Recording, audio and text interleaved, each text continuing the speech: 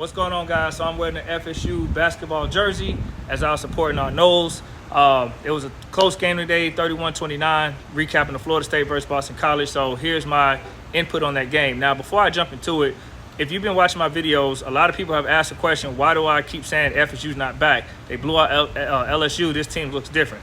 Well, today answered that question. And a few more games will also show, because until Florida State shows me that they can dominate the ACC on a regular and compete for ACC championships as a minimum, expectation, then I'm not sitting here claiming they're back. They have to show.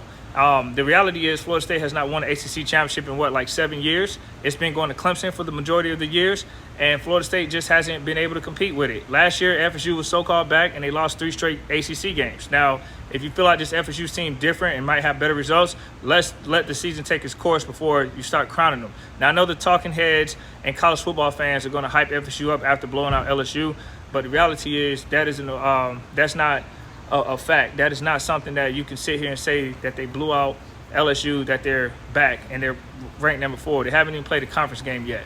And so Florida State today showed why they have a long way to go to get to elite. I remember watching FSU last week beat Southern Miss, and there was a talking head who came on there and said Florida State's probably the only team who can compete with Georgia right now. And once again, this is absurd. I might just start watching my games on mute because I don't listen to talking heads. The only time they get in my ear is when the football game is on. And I'm watching them mostly at a bar or at my house, and I hear them talk. So it's annoying. I'm probably going to have to start watching on mute because I don't even want to hear them.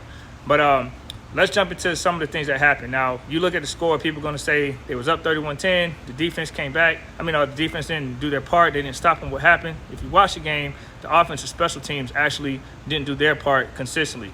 There was a fumble. There was a muff effort to secure the ball on a kickoff. There was a lot of things that the special teams and offense just did not do. And Boston College had like 18 penalties. They exceeded their penalties that they set a record of like 16 in their franchise history, I believe. And they went to 18 today. So that shows you right there that even with all those penalties and to come up with 2, Florida State has a lot of work to do to get to that elite level. Now, can they catch a Georgia at the end of the year if they can get better each week? Very possible. But right now at this point, they are not at that level. They have to get better each week. And these are the kind of games they have to dominate. And today, they barely got away with a win. Now, I will say this. The ACC is not going to be a walkthrough. We saw UNC beat the Gamecocks. FSU beat LSU. Miami beat Texas A&M. Wake Forest beat Vanderbilt. The ACC has beaten the SEC teams that are on paper considered equal to them.